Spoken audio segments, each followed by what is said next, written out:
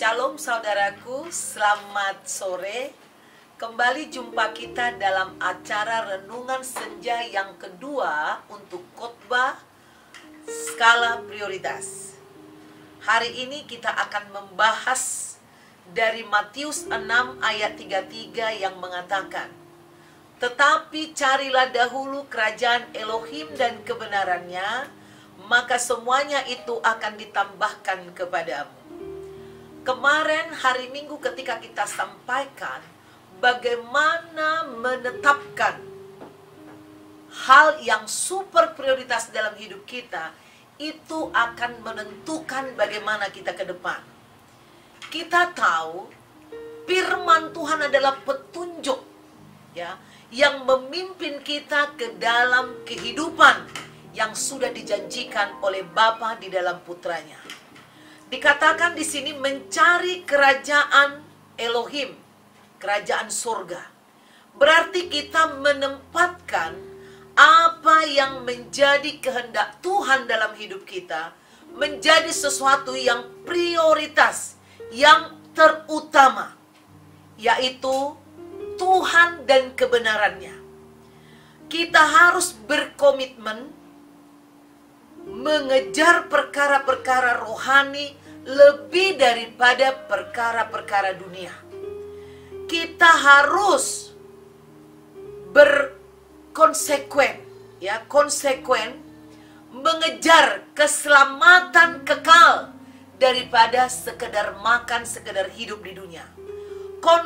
Konsisten atau terus-menerus mencari kebenaran, kehendak Tuhan di sepanjang hidup kita.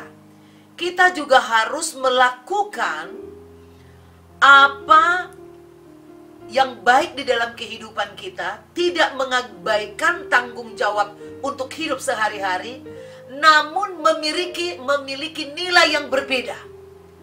Bukan hidup makan jasmani yang terutama, tetap harus ya ditanggung jawabi kehidupan di dalam dunia ini, dan kita tidak mengabdikan diri kepada makanan dan minuman.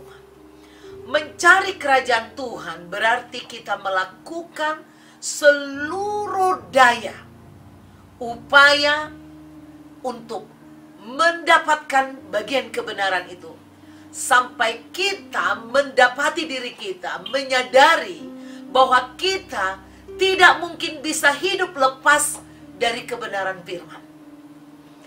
Ketika masa-masa pertumbuhan rohani kita sampai ke tingkat di mana kita bisa menanggalkan dosa, godaan masih kuat. Kadang kita berpikir di situ, wah, kadang ingin kembali ke dalam kehidupan yang lama.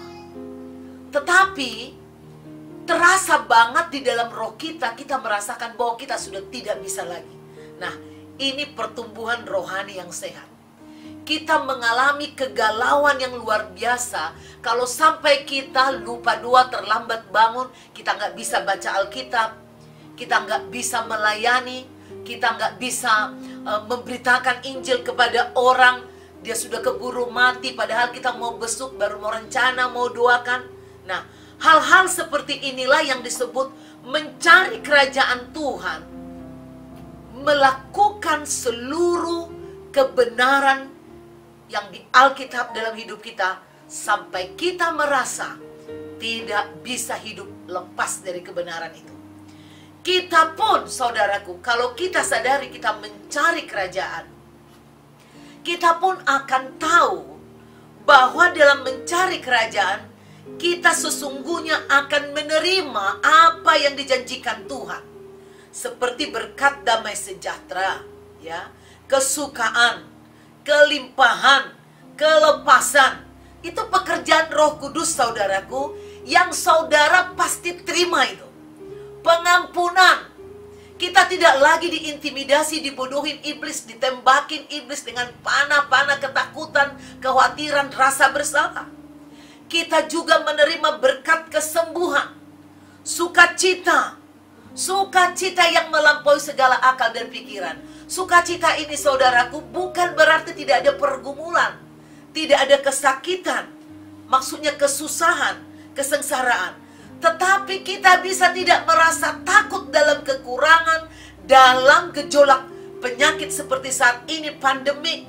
Tidak ketakutan, tidak khawatir. Karena kita tahu di dalam hati kita, di dalam roh kita, Roh Kudus menjamin bahwa itu semua sudah disediakan Bapa bagi kita di bumi ini. Bukan setelah nanti di surga. Di bumi ini kita disediakan Bapa Yahweh melalui putranya Tuhan Yesus Kristus atau Yeshua HaMashiach. Roh Kudus sudah dikirimkan oleh Bapa, oleh Tuhan Yesus kepada kita untuk menolong kita. Karena dikatakan ini bukan sesuatu yang ada di langit yang tidak mungkin bisa kau raih. Ini sesuatu yang bisa kau raih dengan pertolongan Roh Kudus. Kita mampu mendapatkan sesuatu. Kita mampu menjalankan firman Tuhan. Jangan katakan ini aku daging, jadi aku terbatas. No. Roh Kudus memampukan tubuh kita melakukan perkara-perkara ilahi, perkara-perkara surgawi, mendatangkan kerajaan surga di dalam kehidupan kita di bumi ini. Sehingga tidak ada ketakutan, kecemasan, kekhawatiran yang membatalkan kita untuk terus konsekuen mencari Tuhan.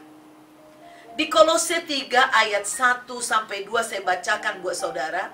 Karena itu kalau kamu dibangkitkan bersama dengan Kristus, carilah perkara yang di atas, di mana Kristus ada, duduk di sebelah kanan Bapa. Pikirkanlah perkara yang di atas, bukan perkara yang di bumi. Sebab kamu telah mati dan hidupmu tersembunyi bersama dengan Kristus di dalam Tuhan. Apa perkara yang di atas? Ini berbicara perkara rohani, perkara keselamatan, hidup yang kekal, ditentukan oleh hidupmu hari ini di bumi. Melalui pertolongan Roh Kudus, kita berusaha mencari kerajaan. Apa yang pertama yang dicari? Kerajaan ini istilah yang digunakan untuk menggambarkan suasana damai sejahtera tadi. Suasana kenyamanan batin, sukacita abadi, ketetapan hati, kepercayaan yang penuh tentang adanya jaminan kita masuk surga. Bahwa kita tidak lagi mengalami kematian atau siksaan di neraka. Namun manusia, saudaraku, lebih cenderung mengutamakan mencari harta, mengutamakan waktunya, hidupnya, kemudaannya, kekuatannya untuk mencari makanan, minuman, dan pakaian yang semuanya itu tidak bisa dibawa ke surga. Oleh karena itu saudaraku, kita tahu, jangan lagi takut mulai sekarang ini mencari kerajaan surga. Jangan kamu takut ketinggalan. Aduh, kalau aku hidup benar, hidup suci, hidup kudus, saya nggak bisa kaya. Banyak sekali saya temukan orang seperti itu, saudaraku. Di ayat 25b dikatakan, bukankah hidup itu lebih penting dari pakaian?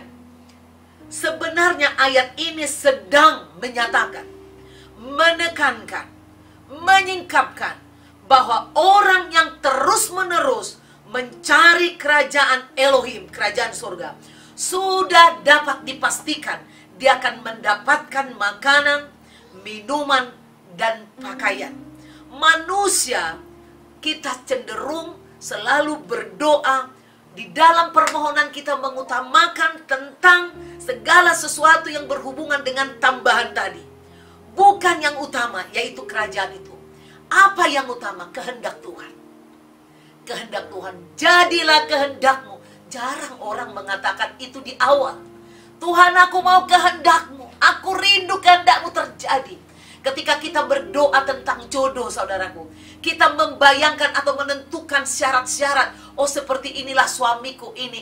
Lalu kita berdoa, Tuhan tolong supaya saya ketemu suami yang ganteng, yang kaya, yang cakap, yang pintar, yang baik hati, dan segalanya yang tidak ada cacat. Berdoa itu tidak salah, tapi ini semua duniawi. Dapatkah engkau mendengar jeritan hati Tuhan? Siapa yang mau bertanya kepada Tuhan, apa yang menjadi kehendakmu? Jika engkau mencintai pasanganmu, engkau memberikan sesuatu sesuai apa yang diinginkan. Demikian juga Tuhan. Jika kita mencintai Tuhan, berikanlah sesuatu yang diminta oleh Tuhan. Engkau boleh bertanya, Tuhan, nyatakan kepadaku apa yang Engkau kehendaki. Salah satu penutup, saudara, ketika saya muda, ketika saya ingin menikah, tentu saya juga belajar dari guru-guru rohani saya. Diberikan syarat-syarat seperti apa suami yang baik. Saya meminta itu. Tetapi berdatanganlah berganti, silih berganti pria yang akan mendekati saya. Dari syarat-syarat yang ditentukan guru saya, berguguranlah orang ini. Ada yang ini, ada yang itu, ada yang begini. Lalu karena saya melihat saya tidak mampu menilai manusia, saya katakan, Tuhan, jadilah kehendak-Mu. Engkaulah yang tahu sebenarnya lelaki yang sejati yang bisa menjadi suamiku.